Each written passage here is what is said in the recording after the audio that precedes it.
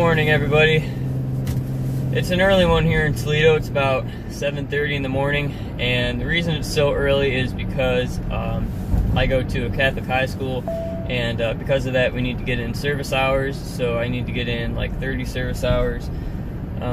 So I need to be at the place I need to be at like, I think 8, so it's about half an hour drive out, so that's why I'm up at 7:30. But I have some bad news for you guys this morning.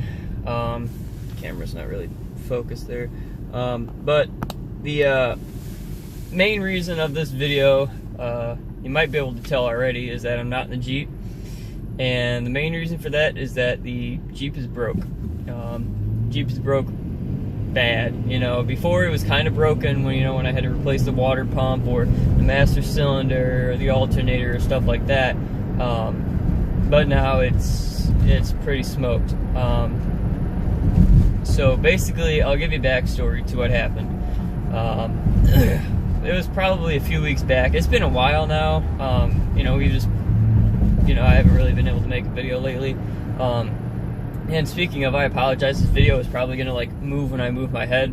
I don't know why my phone does that, but like I said, I video off my phone, so don't complain. But anyway, so the backstory is, a few weeks back we had this huge snowstorm, and the one thing that I wanted to always do in the Jeep is take the Jeep out in the snow, just go through some snow piles or something like that. And so what I did is I went ahead, and the day before we had like a lighter snow. We had probably a couple inches, so I took the Jeep out to a parking lot and I put the 4-wheel drive on inside, locked the hubs and drove it around in a parking lot, and the 4-wheel drive worked fine. It was quiet, no issues. So I turned it off and drove back home, and I unlocked the hubs, of course, put it back in 2-wheel. And the next day, we got probably, I'd say, roughly a foot of snow, and some friends wanted to go out sledding, so I offered to drive in the Jeep.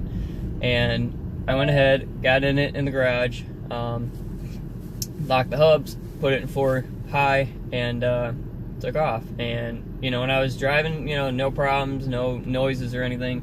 And as I was driving, the transmission started to get a little louder, and by louder I mean it started to gear whine a little bit.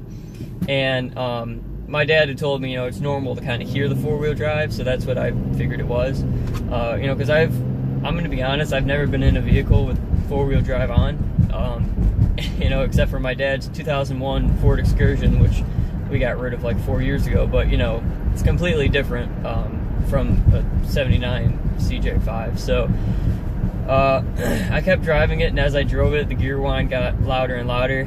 And I want to point out, I didn't do anything stupid with the Jeep at all. I literally drove it to my friend's house, to the park, and then dropped my friends off and went home.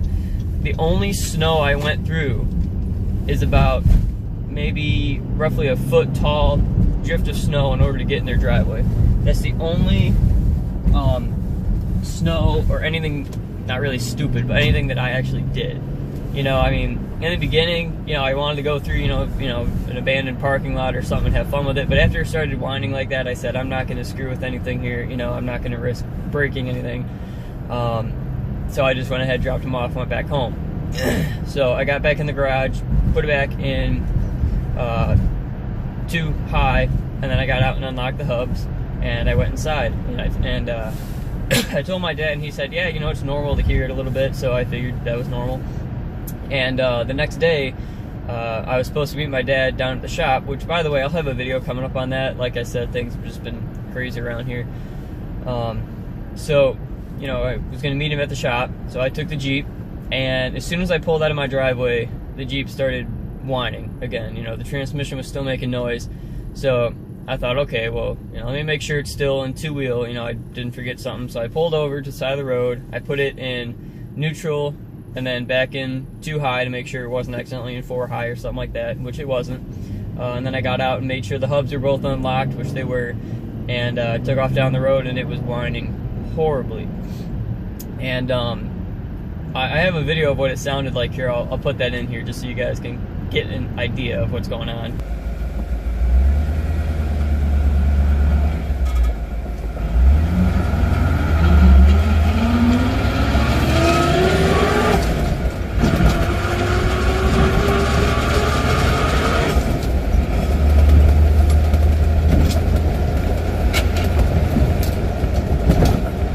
So as you can see, that's really nasty.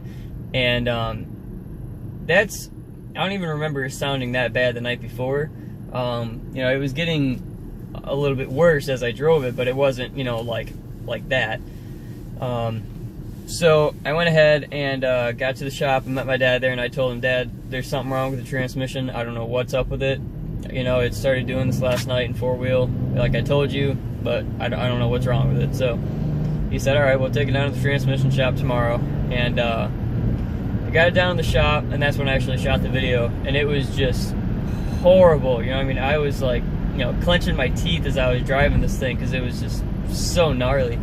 And the other thing to note in that video is you can hear in third gear, it actually crunches. You know, it sounds like you're trying to cram it in third gear without a clutch, but it's actually in third gear. So I don't know what's up with that. But we got it to the shop, and I just want to point out, this is the shop that I took the Escort to, and they're pretty much the only, you know, work-worthy transmission shop in Toledo that we know of so far.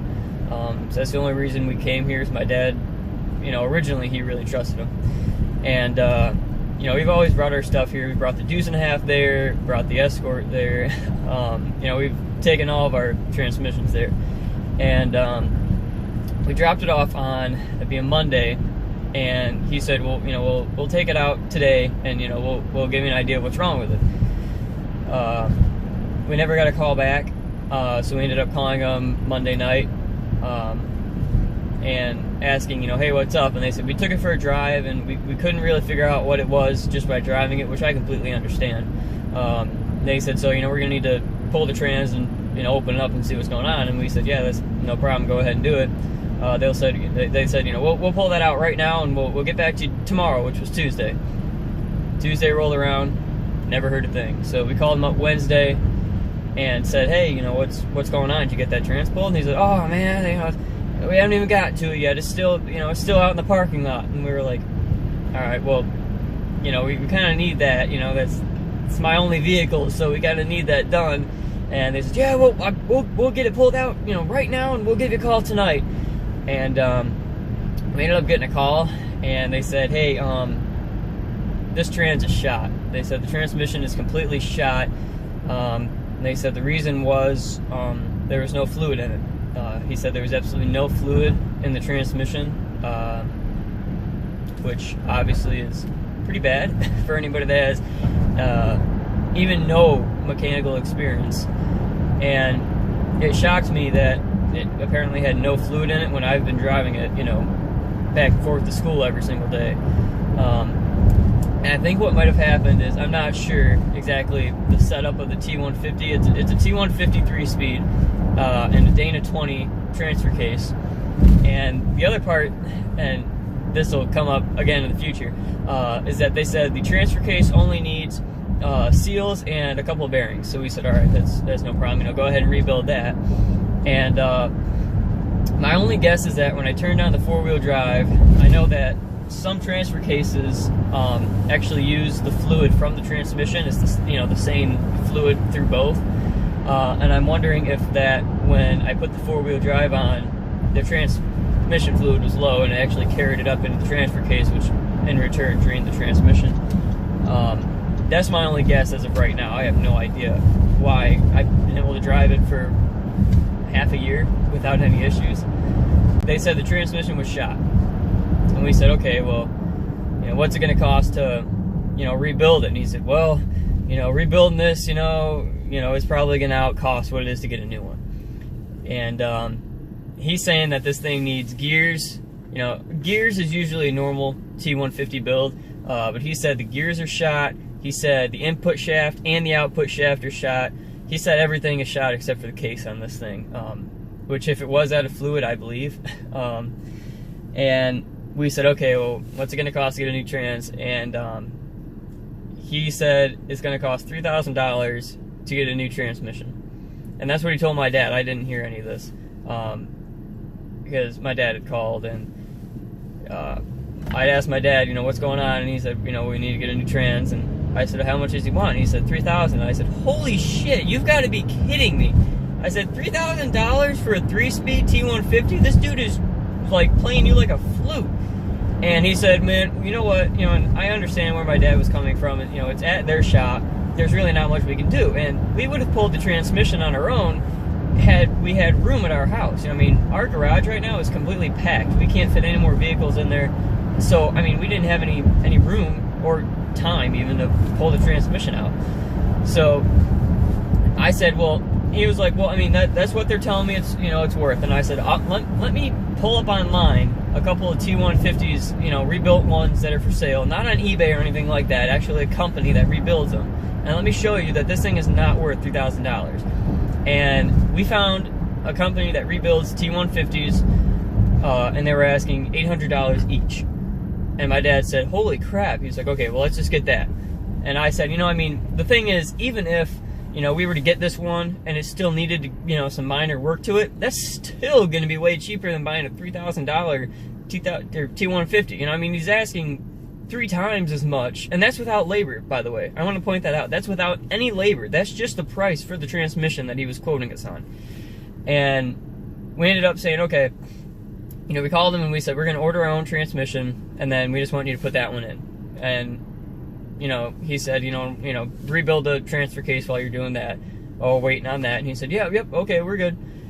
And he gave us a call a few days later. Actually, we just got the transmission in yesterday, and we got a call the day before. So it's been like half a week since we told him we're buying our own transmission and to rebuild the transfer case. And we ended up getting a call from him, and he said, hey, you said you were going to get your own transmission, right? And we were like, yeah, it's what we told you. And he's like, okay, I just want to make sure I couldn't remember. And we're like, yep. And he was like, and, hey, did you get a new transfer case too? And we're like, what are you talking about? He's like, well, I mean, this transfer case is shot. We're like, you just told us the other day it just needed seals and, you know, just a couple seals. And he was like, well, it's gonna need more than that. And we're like, all right, well, how much are you gonna quote us on that? He's like, well, I can get you a new one for $1,400. And I'm like, you've got to be freaking kidding me right now. And Dad, we were talking to him, and I'm like, okay, what is it gonna cost for you to rebuild it? And he's like, I could rebuild it for about $800. And I'm like, so why would you not rebuild it for $800? And why would you end up wanting me to buy a brand new one? I mean, I know why he would want me to get a brand new one, but why would you do that? He's like, I just wanted to, you know, make sure that was, you know, that's what you wanted. And we're like, all right. So basically, since, you know, he's had this Jeep now for a week, and he's done squat to it. He hasn't done a single thing to it except pull the transmission and transfer case. So, you know, we were hoping that while we were waiting to have this new transmission shipped out, they would be rebuilding the transfer case, which they haven't. And it just keeps getting better and better. Once we actually dropped off the transmission yesterday, he said, yo, that's gonna get us, you know, a lot farther. And you know, we were like, well, that should get you the whole way except for the transfer case, right? And he's like, well, now we still need to get, you know, a couple things for it. And we're like, you got a whole freaking transmission here. What the hell do you need? Like, well, the forks are bad on the older one. And, you know, the actual top of the transmission with the shifter didn't come with the new one, which has the forks on it.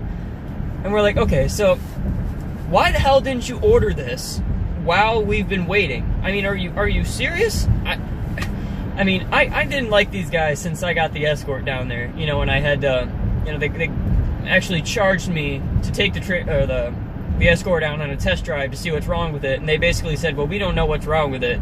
You're saying you think it's this, so we're going to quote you $3,000 to fix that. I said, you got to be joking me. And then they wanted to charge me like $30 to take it on a test drive, and I was like, are you serious? And at that time, I don't know why I said, I just gave them the money. I should have said, screw you guys, I'm not paying you shit. I mean, you literally drove my car and then said, this is what you said was wrong, so there you go. But, you know, I think my dad is now understanding at this point, okay, you know, these guys, I don't like these guys anymore. And one of the people from the original management left, and I think that's partially the reason why things have gone really downhill. But either way, that's still absolutely no reason to screw somebody over like this. So, anyway, I just wanted to kind of let you guys know where the Jeep is and why it's not going to be here for a while. Because I'm assuming it's going to be probably 2 to 3 more weeks for them to rebuild the transfer case and put everything back in, because it's already been, I think, a week, maybe over a week, since we brought it down, and they haven't done anything. So that's pretty much where we're at. You know, if I could, I would take it to another shop, but I mean, it's already torn apart at their place, and you know, you really can't just say I want it back when the transmission and transfer case are sitting out of it. So that's where we're at, and this is a great example to everybody out there. If you're looking at a used car, don't ever trust anything that the previous owner says. And that's not being rude, that's just being protective, because you know, I took the previous owner's word on this Jeep, you know, that everything was, you know, really good on it, you know, and that it's been taken care of and all that stuff. And obviously that was just a straight up lie, because I mean, the transmission had no fluid in it. So, and you know, when you go to look at a car, don't be afraid, you know, to open the radiator cap, you know, make sure the coolant's all right, you know, look at the oil, you know, don't be afraid to do that right in front of the previous owner, because that's just showing that, you know, you actually, you know, are double checking your shit, you know. You know, I of course did all that, but you know, because it's a manual T-150, there's not a dipstick, you know, so I really couldn't just pull the dipstick and say, oh, you know, there's no fluid in here. But you could, you know, there's a plug in there that you can actually pull out to actually see, which I wasn't aware of. I only thought there was a fill and a drain plug. So I guess I could have done that, but you know, like I said, when I was driving it before, there were absolutely no signs that there was anything wrong with the transmission, other than there was a worn clutch. So nobody really could have seen this coming, and nobody, I don't think, really could have prevented it. So you know, it is what it is, and you know, I guess it's just, you learn. You know, you live and learn. So now I know that next time I buy a car, I'm gonna check the transmission fluid on it. But anyway, guys, that's pretty much where we're at right now. I will keep you guys updated on that and everything that's going on. Like I said, it's probably going to be another 2-3 weeks, I'm guessing, until we get the Jeep back. So, and that's the other thing that sucks, is I don't have a car right now, so I'm driving my dad's car when he doesn't need it. So anyway, guys, that's where we're at. And then also on the shop, I've just been meaning to get down to the shop like forever. We've gotten a ton of work done in there. You know, we've gotten a ton of stuff cleaned out. Basically, that's all we've been doing right now, is just demo work and clearing it out. And we've gotten a ton done, and it looks awesome in there. So, you know, next time I get a break and I'll be able to run by the shop, I'll definitely head down there and get a video. But anyway, for now, that's it. Make sure you guys have a great and safe day, and I'll see you guys in the next video.